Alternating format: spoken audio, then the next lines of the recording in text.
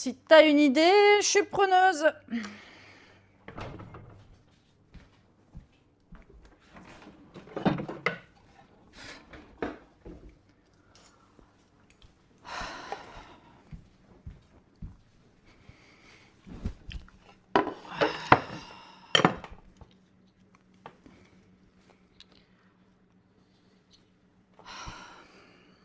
Pendant ma campagne municipale, je répétais souvent que pour changer le goût d'un plat, il fallait changer la recette. Alors après les élections, quand ils ont changé les ingrédients et la brigade, du coup, je me suis dit la soupe va changer de goût et non.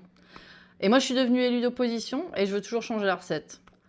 Est-ce qu'on t'a déjà dit que les gens ne votent pas pour des idées mais des têtes? C'est une phrase que j'arrive pas du tout à digérer.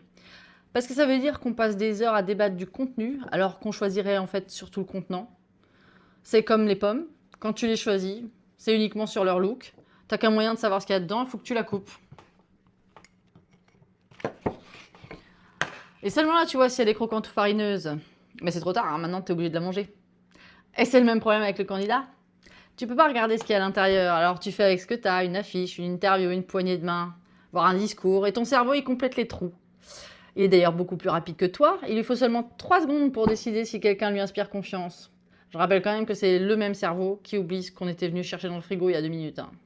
Et oui, c'est lui qui choisit le prochain maire, et le président aussi. Je dis ça, je dis rien. Alors forcément, tu te demandes à quoi ça sert de passer des mois à écrire un programme, à quoi ça sert de défendre des idées, pourquoi on se casse la tête à cuisiner une tarte aux pommes 5 étoiles, si au final les clients ils choisissent le resto en fonction de l'état des toilettes.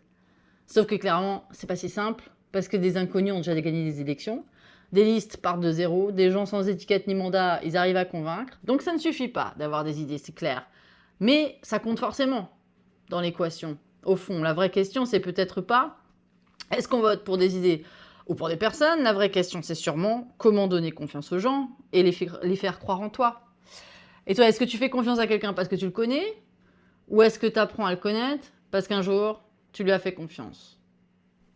Je pose ça là.